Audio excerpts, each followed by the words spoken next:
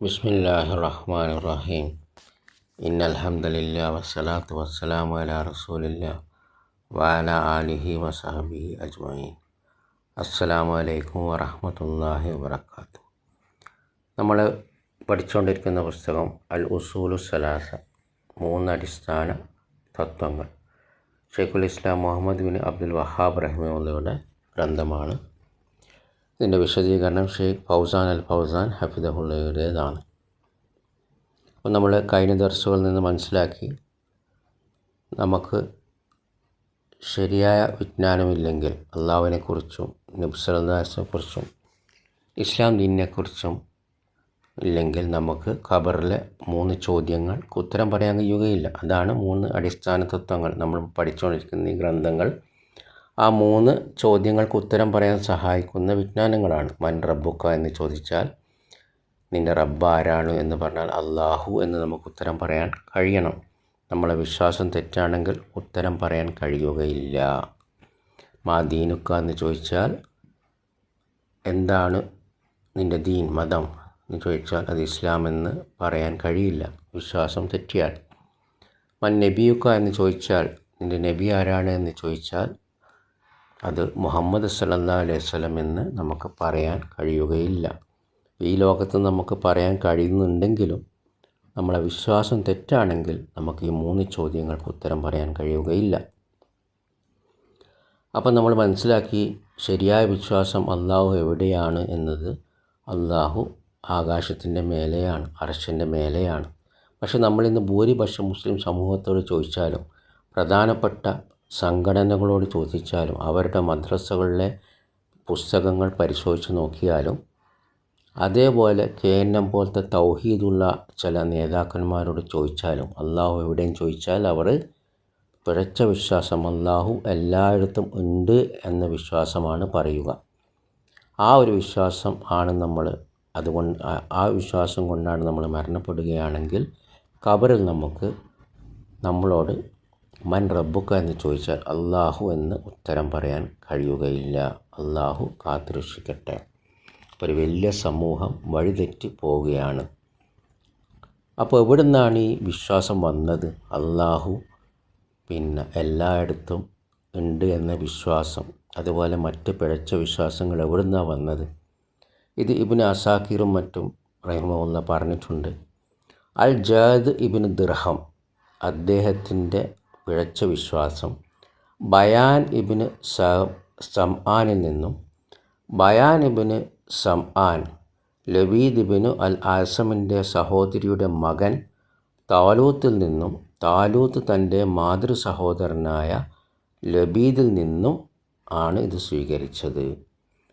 ലബീദ് അള്ളാഹുവിൻ്റെ ദൂതൻ സല്ലല്ലാഹു അലൈഹി വസല്ലമയുടെ മേൽ സിഹ്ർ ചെയ്ത ദൂതനാണ്.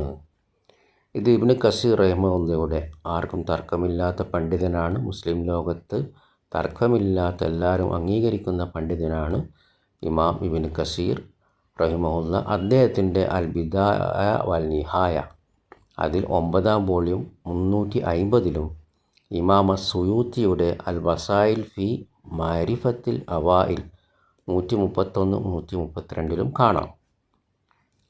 പിന്നെ അൽ ജാദിൻ്റെ പിൻഗാമികൾക്ക് ഈ പിഴച്ച വിശ്വാസങ്ങൾ അദ്ദേഹത്തിൽ നിന്ന് പാരമ്പര്യമായി ലഭിക്കുകയും ഇതാണ് പിന്നീട് മുസ്ലിങ്ങളിലേക്ക് വ്യാപകമായി പ്രവേശിക്കുകയും ചെയ്തത്.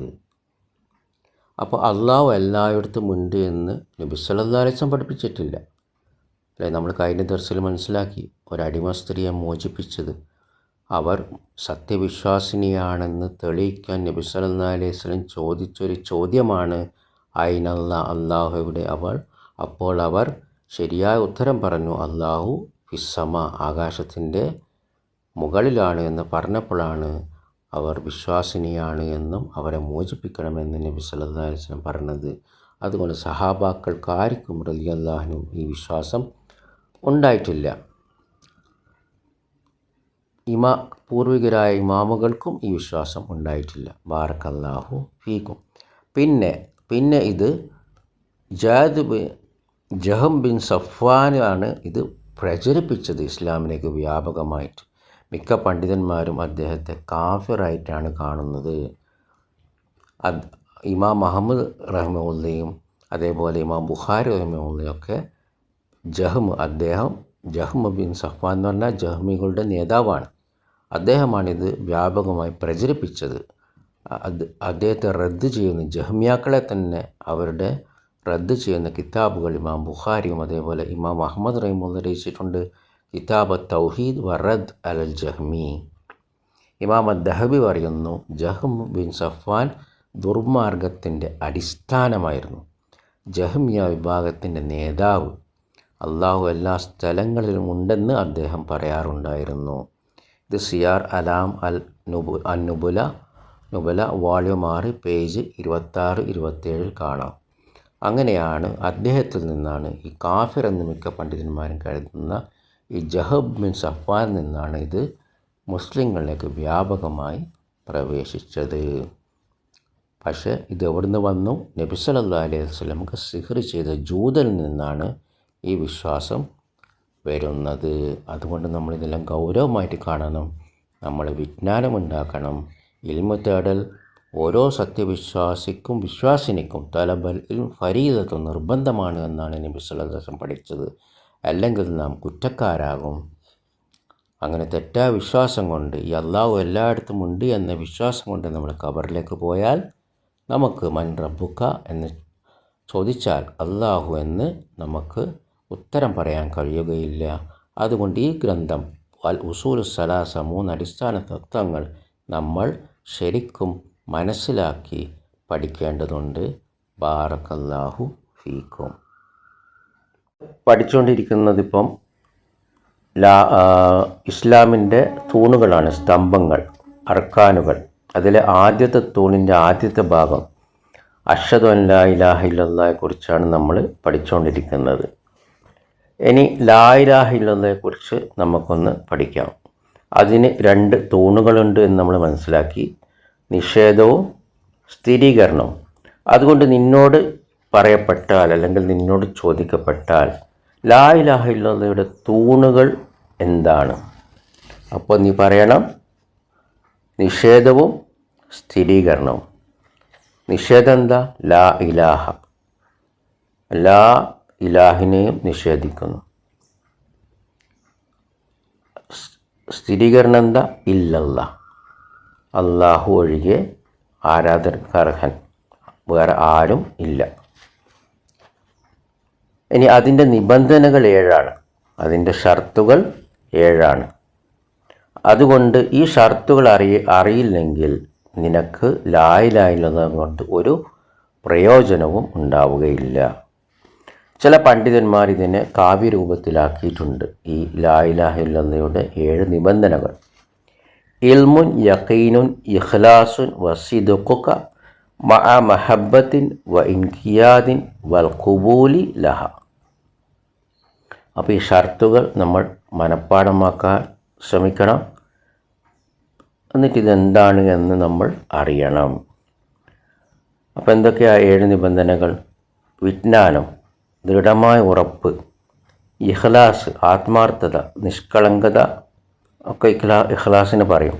പിന്നെ നിൻ്റെ സത്യസന്ധത, അതിൻ്റെ കൂടെ സ്നേഹം, സമർപ്പിക്കൽ, പിന്നെ അതിൻ്റെ സ്വീകാര്യത. ഇനി ആദ്യത്തെ നിബന്ധന വിജ്ഞാനം, അൽ ഇൽം. ഇതിൻ്റെ വിപരീതമാണ് ജഹ്ല്, അജ്ഞത. അതുകൊണ്ട് ഒരാൾ ലാ ഇലാഹ ഇല്ലല്ലാഹ് എന്ന് നാവുകൊണ്ട് പറയുകയും എന്നാൽ അതിൻ്റെ അർത്ഥം അവൻ അറിയില്ലെങ്കിൽ, ലാ ഇലാഹ ഇല്ലല്ലാഹയുടെ അർത്ഥത്തെക്കുറിച്ച് അവൻ അറിവില്ലെങ്കിൽ ലാ ഇലാഹ ഇല്ലല്ലാഹ് അവന് പ്രയോജനം ചെയ്യുകയില്ല. രണ്ടാമത്തെ നിബന്ധന ദൃഢമായ ഉറപ്പാണ്, അൽ യഖീൻ. അവനൊരു സംശയവും ഉണ്ടാവാൻ പാടില്ല. ചില ആളുകൾക്ക് ലാ ഇലാഹ ഇല്ലല്ലാഹയുടെ അർത്ഥം അറിയുമായിരിക്കും, പക്ഷെ അവർ സംശയത്തിലുമായിരിക്കും. അതുകൊണ്ട് അവൻ്റെ വിജ്ഞാനം ശരിയല്ല. അവന് ദൃഢമായ ഉറപ്പുണ്ടാകണം. ലാ ഇലാഹ ഇല്ലല്ലാഹ് എന്നതിൻ്റെ അർത്ഥം എന്താണ്? ആരാധനക്കർഹൻ അള്ളാഹു അല്ലാതെ ഒരു ഇലാഹുമില്ല, അതാണ് സത്യം എന്ന ഉറപ്പുണ്ടാകണം. മൂന്നാമത്തെ നിബന്ധന അൽ ഇഖ്ലാസാണ്.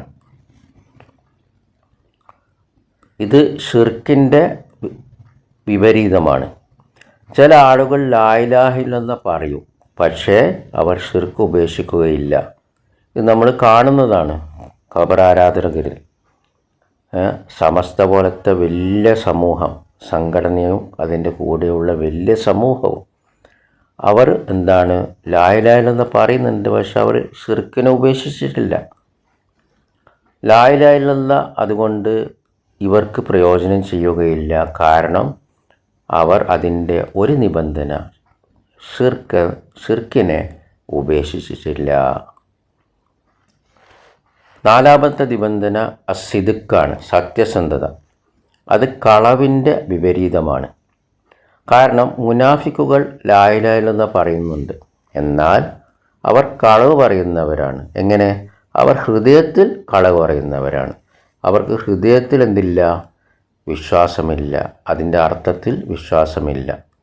അള്ളാഹു പറഞ്ഞു, ഇദാ ജാഅകൽ മുനാഫിഖൂന ഖാലു നഷ്ഹദു ഇന്നക ലറസൂലുള്ളാഹി വല്ലാഹു യഅലമു ഇന്നക ലറസൂലുഹു വല്ലാഹു യഷ്ഹദു ഇന്നൽ മുനാഫിഖീന ലകാസിബൂൻ ഇത്തഖസു അയ്മാനഹും ജുന്ന.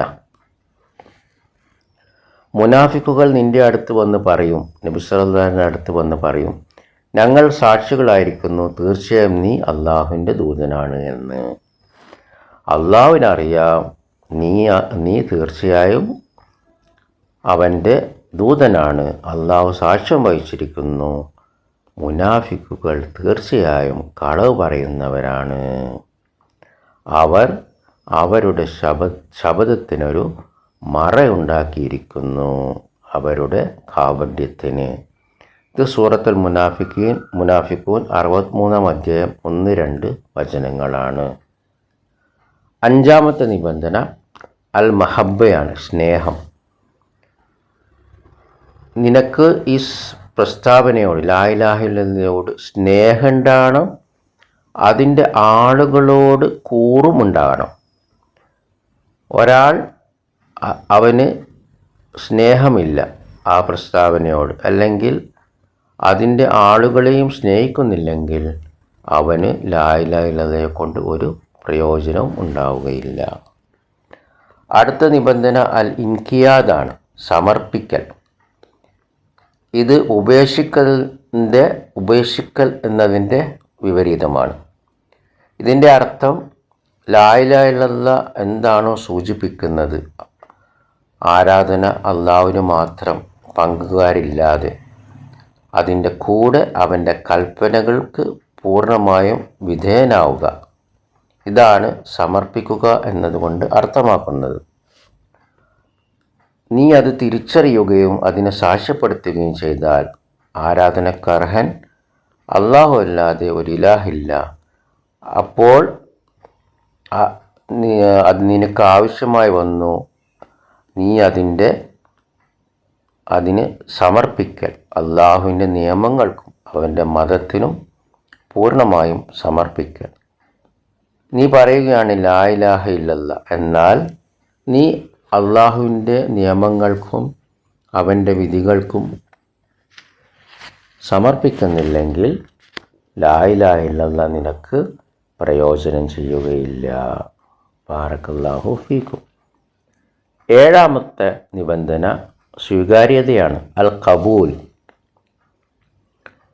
സ്വീകാര്യത തള്ളിക്കളയലിനെ നിഷേധിക്കുന്നു. നീ ലാ ഇലാഹ ഇല്ലല്ലാഹയുടെ അവകാശത്തിൽ നിന്നും അത് സൂചിപ്പിക്കുന്ന ഒന്നും തള്ളിക്കളയരുത്, മറിച്ച് നീ അത് സ്വീകരിക്കണം. ലാ ഇലാഹ ഇല്ലല്ലാഹ് എന്തൊക്കെയാണോ സൂചിപ്പിക്കുന്നത് അതൊക്കെ നീ സ്വീകരിക്കണം. അത് ശരിയായ സ്വീകാര്യതയോടെ സ്വീകരിക്കണം, ശരിയായൊരു സ്വീകരിക്കണം. ഇനി ഷെയ്ഖ് ഫൗസാൻ ഹഫിദുല്ലാഹ് പറയുന്ന ഒരു എട്ടാമത്തെ നിബന്ധന വേണമെങ്കിൽ ഇതിൻ്റെ കൂടെ കൂട്ടിച്ചേർക്കാം. അത് കുഫ്റാണ്, അവിശ്വാസമാണ്. അതിനർത്ഥം ഷിർക്കിൽ നിന്നുള്ള ഒഴിവ്. ഒരാൾ ഏകദൈവ വിശ്വാസിയാവുകയില്ല അവൻ ഷിർക്കിൽ നിന്ന് ഒഴിവായാലല്ലാതെ. അള്ളാഹു പറഞ്ഞു, വഇദ് ഖാല ഇബ്രാഹീമു ലി അബീഹി വ ഖൗമിഹി ഇന്നനി ബറാഉം മിമ്മാ തഅബുദൂൻ. ഇബ്രാഹിം അലൈഹിസ്സലാം പറഞ്ഞ സന്ദർഭം അദ്ദേഹത്തിൻ്റെ പിതാവിനോടും അദ്ദേഹത്തിൻ്റെ ജനങ്ങളോടും, തീർച്ചയായും ഞാൻ നിങ്ങൾ ആരാധിക്കുന്നതിൽ നിന്ന് ഒഴിവാകുന്നു, അഥവാ ഷിർക്കിൽ നിന്ന് ഒഴിവാകുന്നു. ഇത് സൂറത്ത് സുഖ്റഫിലെ 43-ാം അധ്യായം 26-ാം വചനമാണ്. ഇതാണ് ലാ ഇലാഹ ഇല്ലല്ലാഹയുടെ 8 നിബന്ധനകൾ. ഈ 8 നിബന്ധനകൾ നമ്മൾ അറിയണം. അത് 8 എന്നിങ്ങനെ എണ്ണിപ്പഠിക്കാൻ അറിയില്ലെങ്കിൽ കുഴപ്പമില്ല, പക്ഷേ ആ 8 ഏതൊക്കെയാണ് എന്ന് നമ്മൾ അറിയണം. ആ 8 എന്താണ് സൂചിപ്പിക്കുന്നത് എന്ന് നമ്മൾ അറിയണം. എന്നാലേ ലാ ഇലാഹ ഇല്ലല്ലാഹയെ കൊണ്ട് എന്നതിനെക്കൊണ്ട് ലാ ഇലാഹ ഇല്ലല്ലാഹ് നമുക്ക് പ്രയോജനം ചെയ്യുകയുള്ളൂ. അല്ലെങ്കിൽ അത് വെറും നാവ് കൊണ്ട് പറയുന്നൊരു പ്രസ്താവന മാത്രമായി മാറും. ബാറക്കല്ലാഹു ഫീക്കും. നമുക്കിവിടെ നിർത്താം. സുബ്ഹാനക്കല്ലാഹുമ്മ വബിഹംദിക അഷ്ഹദു അൻ ലാ ഇലാഹ ഇല്ലാ അൻത അസ്തഗ്ഫിറുക വഅതൂബു ഇലൈക്. അസ്സലാമു അലൈക്കും വറഹ്മത്തുള്ളാഹി വബറകാതുഹു.